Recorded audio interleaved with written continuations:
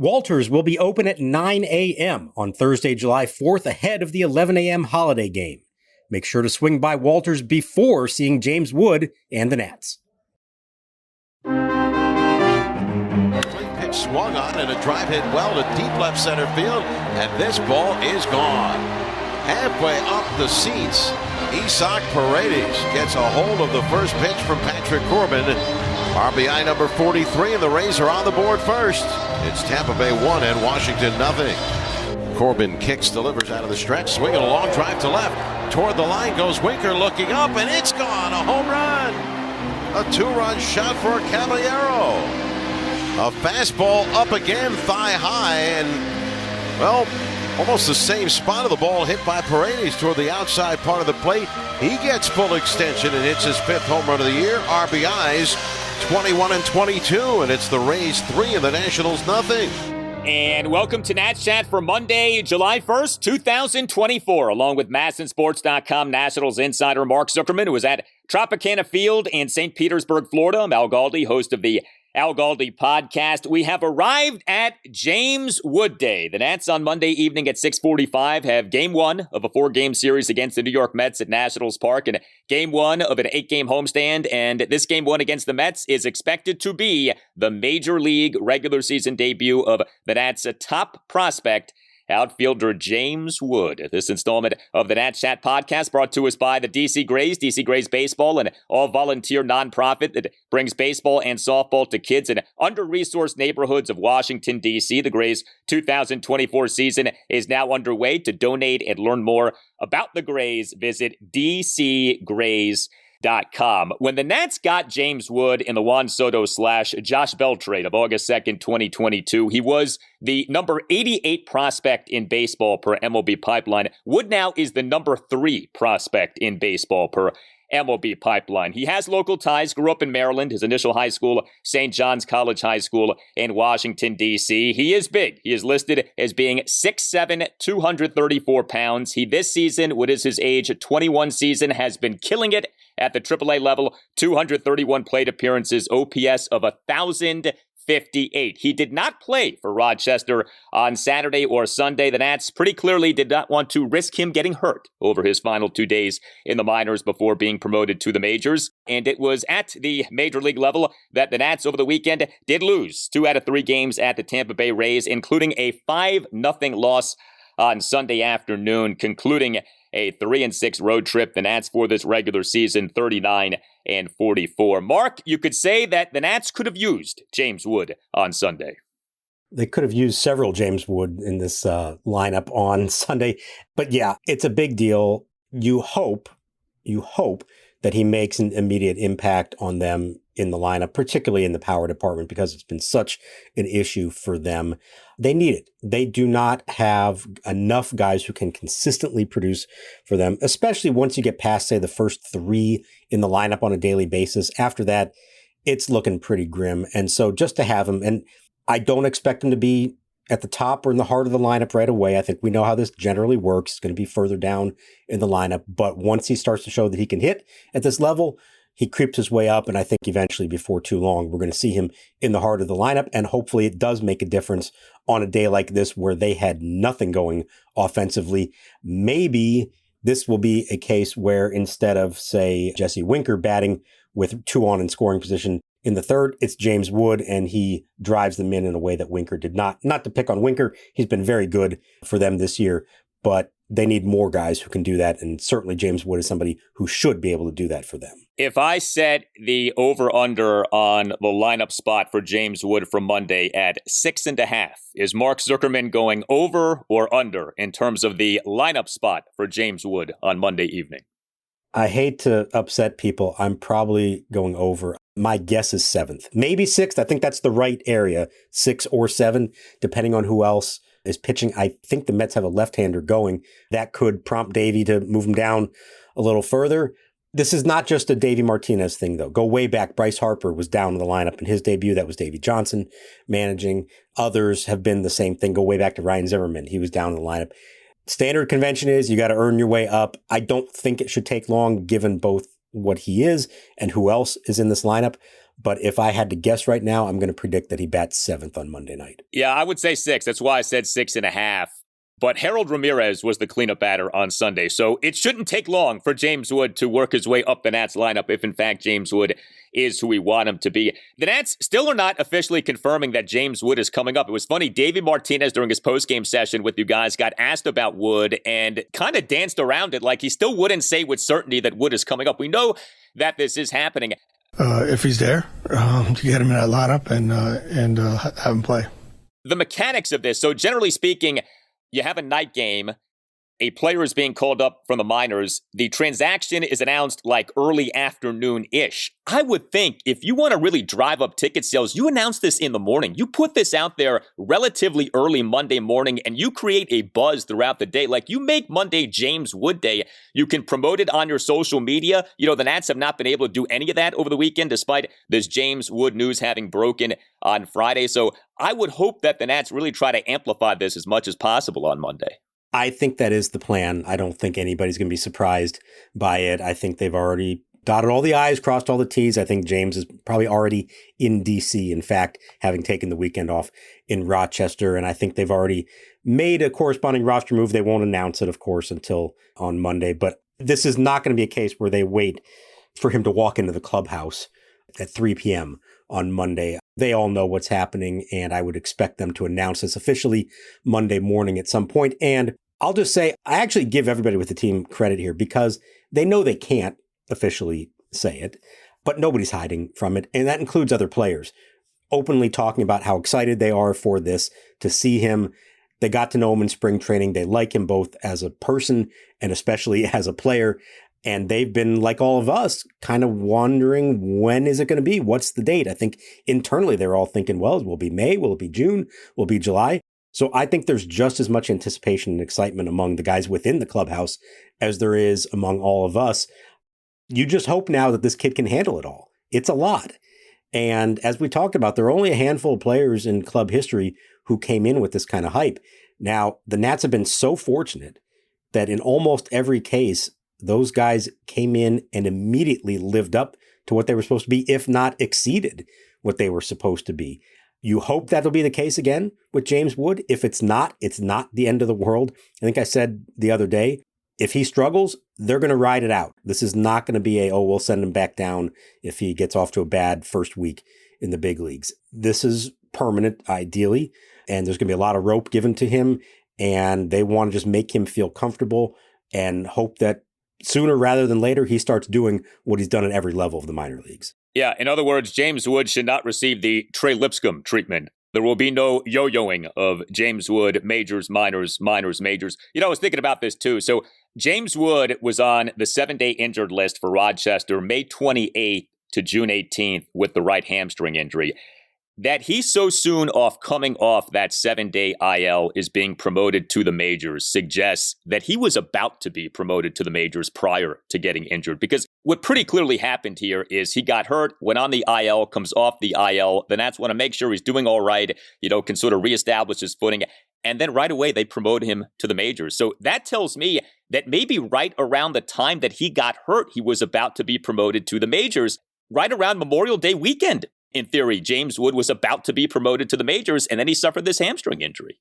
Yeah, I thought so at the time as well. I thought he was maybe a week, 10 days away from it happening, and unfortunately, he got a little sidetracked with it. And I was also told that it really wasn't this very serious injury, and that, within days, he was already kind of on his feet and starting to do stuff, and the team had to say, well, slow down, don't take any chances. We know how cautious they have been with him and with others when it comes to any little thing that comes up. It was unfortunate. It might have cost him almost a month in the big leagues. But, for people who maybe the more skeptical out there who think this was all about service time and about, salary, trying to avoid Super 2 status and all that kind of thing, I really don't think it was. I think this was, for the most part, a baseball decision. I think they were close to making that decision a while back, but that injury did slow it down and delay it probably a good month or so. And the feeling was, once he comes back from that injury, give him a week or so just to make sure that he's healthy, everything's good. It was, obviously. And so now they're calling him up, and they hope that this is nothing they ever have to think about again. This episode of Nats Chat is brought to you by DC Gray's Baseball. DC Gray's Baseball is an all-volunteer nonprofit that brings baseball and softball to kids in under-resourced neighborhoods of DC. Inspired by the great Grays team of the Negro Leagues, who played many championship seasons in Washington with stars like Josh Gibson and Buck Leonard, the DC Grays have developed their MVP program. It gives boys and girls in underserved parts of DC the same opportunity to pursue their baseball and softball dreams as do kids from more affluent parts of the DMV. The Grays provide expert coaching, uniforms, equipment, and tournament travel free of charge. A donation of $100 will help a child in DC to participate in the Grays MVP program. The Grays also field a team in the Cal Ripken Summer Collegiate Baseball League. Their 2024 season is now underway. To donate and learn more about the Grays, go to dcgrays.com. Hey, it's Kaylee Cuoco for Priceline. Ready to go to your happy place for a happy price? Well, why didn't you say so? Just download the Priceline app right now and save up to 60% on hotels. So whether it's Cousin Kevin's Kazoo Concert in Kansas City, go Kevin, or Becky's Bachelorette Bash in Bermuda, you never have to miss a trip ever again. So download the Priceline app today. Your savings are waiting. Go to your happy place for a happy price. Go to your happy price, Priceline.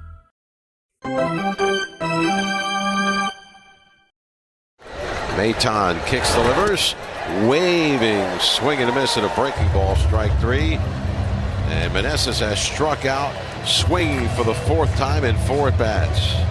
He's now 0 for his last 18. Well, the Nats in their 5-0 loss at the Rays on Sunday afternoon, quite feeble offensively. The Nats totaled just 3 hits, all of which were singles. The Nats did work 3 walks, but the Nats went 0 for 5 with runners in scoring position. And how about this? The Nats struck out 16 times. The Rays starting pitcher, Taj Bradley, he tossed 5 2/3 scoreless innings with 11 strikeouts. There were plenty of culprits with the Nats in this game. But how about Joey Meneses, the golden sombrero? Meneses in this game as the Nats starting first baseman, the number 6 batter, 0 for 4 with 4 strikeouts.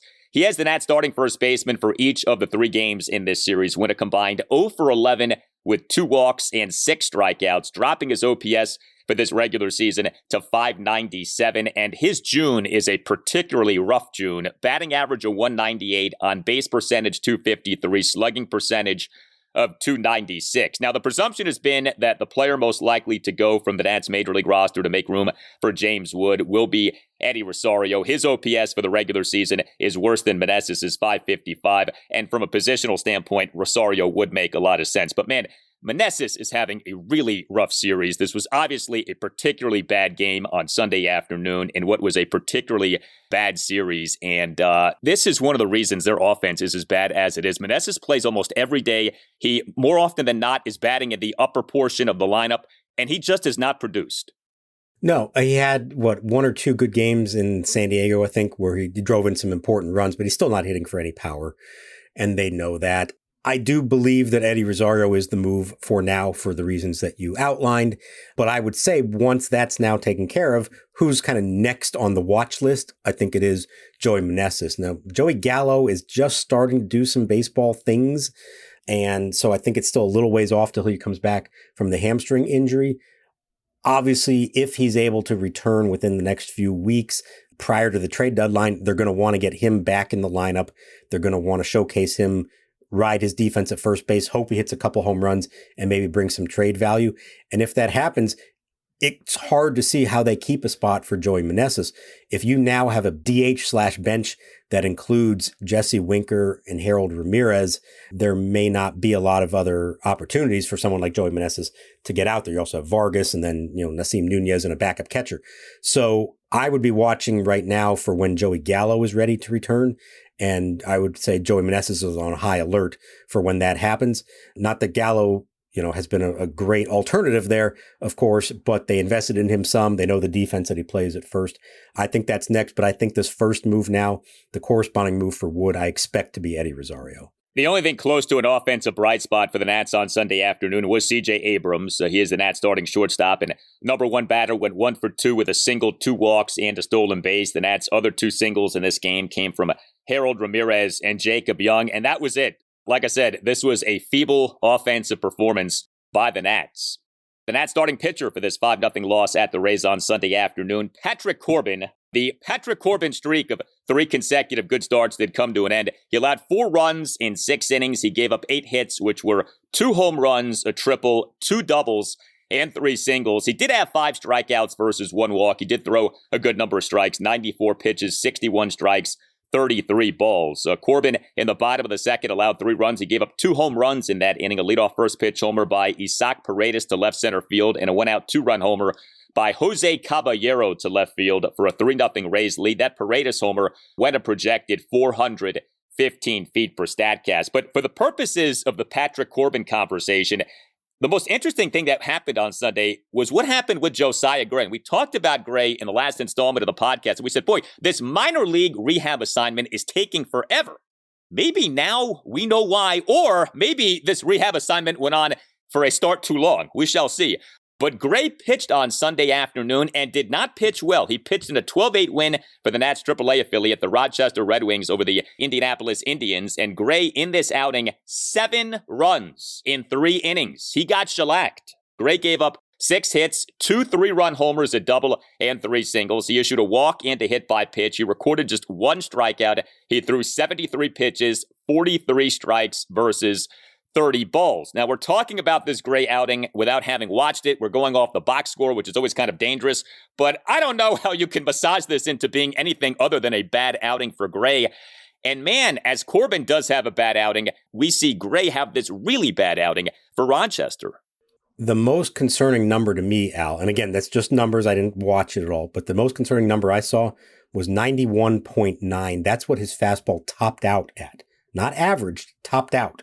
Now, that's concerning. That's down from where you would think it should be, especially if his arm is healthy. Now, I asked Davey Martinez about it after the game. It was minutes after this game ended. He really had not had any time to learn anything. This turned into a very busy and exhausting day for Davey himself. His daughter-in-law has been in the hospital the last few days in Tampa, in the area, waiting to give birth to their first child and Davey's 5th grandchild, and it dragged on all weekend, and it finally happened. She was born very early on Sunday morning. So Davey spent the whole morning there, didn't get a lot of sleep, got to the ballpark late, and then obviously right after the game, had not had time to get any kind of report on Josiah Gray. So we may have to wait 24 hours to find out a little bit more about it. But that said, the results, the lack of a crisp fastball, all of that is concerning to me. And I just have a hard time believing, as slow as they have taken this, I have a hard time thinking that they would then activate him off a start like that.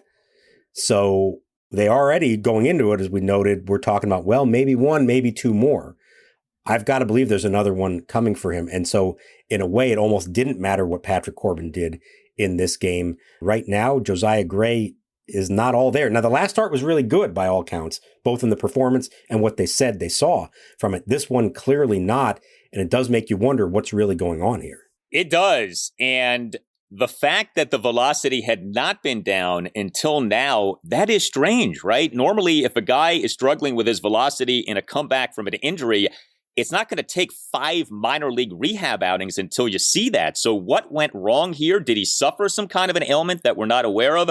Like I said, did the minor league rehab assignment go on for too long? Like, was he ready to come off the IL and they kept him down there for too long and he has this outing and he's not really into it and he ends up struggling? But man, you're right. I mean, there's no way that they're going to activate him off that minor league outing. And so how many more is he going to have to end up getting here? Don't hold your breath if you're waiting on Josiah Gray to be back.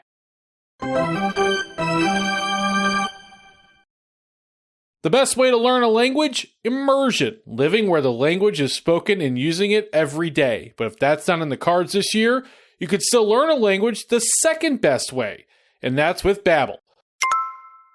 Babbel's quick 10-minute lessons are handcrafted by over 200 language experts to help you start speaking a new language in as little as 3 weeks. Here's a special deal for our listeners. Right now, get up to 60% off your Babbel subscription, but only for our listeners for a limited time at babbel.com/natschat. Get up to 60% off at babbel.com/natschat. That's spelled BABBEL.com/natschat. Rules and restrictions may apply. Hey, it's Al Galdi to tell you about the latest offer from Window Nation for listeners of the Nats Chat podcast. Get 2 free windows for every 2 windows that you buy, plus pay nothing with no interest for 2 full years. This is better than any offer that you'll hear about regarding the trade deadline. I promise you. Call 866-90-NATION or visit windownation.com and tell Window Nation that you want the deal that you heard about from Al Galdi on the Nats Chat podcast. Window Nation is outstanding. Every Window Nation window undergoes a 20-point inspection. Window Nation has a 96% customer satisfaction rating, and 96% of Window Nation windows installed require no follow-up service. Take advantage of this special offer for listeners of the Nats Chat podcast. 2 free windows for every 2 windows that you buy, plus pay nothing with no interest for 2 full years. Call 866-90-NATION or visit windownation.com. That's 866-90-NATION or windownation.com. And make sure that you tell Window Nation that Al Galdi sent you. Are you looking for tickets to an upcoming event? That's why you should download the Game Time app. Create an account and use code NATSCHAT for $20 off your first purchase. You get cheaper tickets, and it helps the podcast a bit.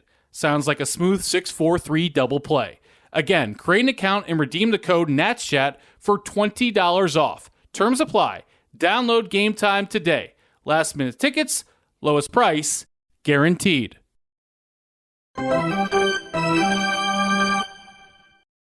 Here's the set of the pitch. Swinging a ground ball back past the mound. Charging in his walls. He has it. And from the infield grass, the throw to first to Paredes, and plenty of time for the out. And the Rays have taken the series 2-1 as Vargas grounds to short. The Nats bullpen in this game, 2 relievers allowed 1 run in 2 innings. We saw the portion of the Nats bullpen that normally is reserved for blowout losses. Jordan Weems allowed 1 run in 1 inning. Tanner Rainey did toss a perfect bottom of the 8th inning. Weems gave up a mammoth homer. But, the bullpen in this series actually was good. The only 2 runs that were allowed were on 2 solo homers. Otherwise, the bullpen did a good job in this series. We saw Jake Irvin and Mitchell Parker pitch well in this series. It really was only Patrick Corbin's outing that was the bad outing from a Nats pitching unit in this series. Yeah, and that was actually nice to see because we know the Colorado series was a mess, as it often is at Coors Field, and the San Diego series kind of turned into one, especially when it came to the bullpen. And I did worry entering this series, would there be some kind of negative domino effect of all that? It doesn't seem like there was. For the most part, they pitched fine, especially, as you said, the bullpen. And little silver lining this one. I know you were so worried about Hunter Harvey and Kyle Finnegan pitching on Saturday. They were not needed on Sunday, so they are good to go for the Mets series should the Nationals be in a position to win that game. No, they were not. We saw Jordan Weems twice in this series. We only saw Finnegan and Harvey once. But yeah, Weems got tattooed in this game. Bottom of the 7th, a 2-out solo homer by Randy Arozarena on a moonshot to left field for a 5-0 Rays lead, 422 feet per StatCast. So this weirdo road trip, 9 games, 3 series, each series in a different time zone.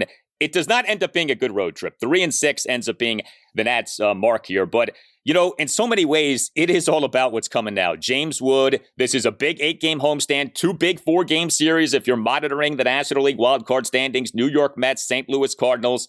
There's going to be some juice here. You have the annual July 4th, 11:05 a.m. home game coming up on Thursday. So I'm anxious to see what kind of crowds that the Nats get for this series. School is out. James Wood is here. And hopefully there's some energy at Nationals Park over these next 8 days. Yeah, if you could design this the way that you ideally want to, and maybe in some ways they did as much to their ability as they could, I think this is the right time for a lot of reasons. And this is a big homestand. It's usually one of the biggest of the year anyways, with school out, 4th of July week. You got some premier opponents in terms of popular teams that are going to have fans of their own that are going to be there. And as you said, it turns out these are 2 teams that they are in theory contending with for a wild card berth. So you hope that the James Wood bump is real, both in terms of attendance, in terms of buzz, and just in terms of the actual product on the field. I mean, I'm really fascinated to see how much difference he makes. We know what Bryce Harper did for that 2012 lineup. Let's remember, it's a long time ago, and that was a star-laden team.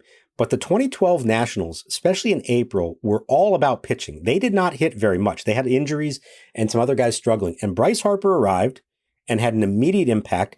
And over the course of that season, the lineup kept getting healthier and better to the point that that was one of the best lineups the Nats have ever had. But it didn't start off that way that year. I'm not trying to suggest that this 2024 lineup is going to be that great. There's still too many holes and too many guys in prominent positions who just are not up to it, we don't think. But just having one big-time bat in the middle of a lineup, ultimately when he moves up in the lineup, can make a huge difference. Not just what he does, but a domino effect and putting other guys into better positions to maybe have some success.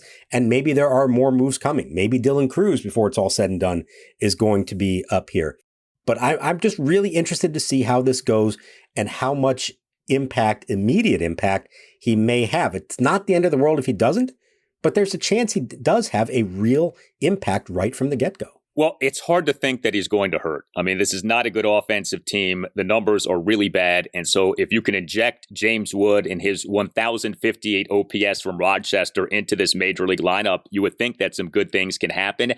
And, we're still early enough in the regular season to where if he really takes off and flies, he could be a Rookie of the Year candidate. I know there are some significant National League Rookie of the Year candidates this year, especially in terms of pitchers, right? You think about Paul Skeens, but we have seen guys come up midway through a season, give or take, and, do well enough to where they end up getting some kind of an award. So, I think there's a lot to be thinking about with Wood. I do think him being promoted to the majors now, he is the number one item for the Nats the rest of this season, in my opinion. You want to see the team do well. You want to see the likes of C.J. Abrams and Jake Irvin and Mackenzie Gore continue to do well. But to me, if you have to prioritize like who/what you care about the most, I think it's James Wood. I think how he does the rest of this season matters more than anything. So I'm super excited for this. And how about the poetry of Monday evening? Who is the Nats starting pitcher? Mackenzie Gore. And so you have Gore and Wood and Abrams playing on Monday evening. 3 of the centerpieces from the Juan Soto trade all on display. So should be a lot of fun.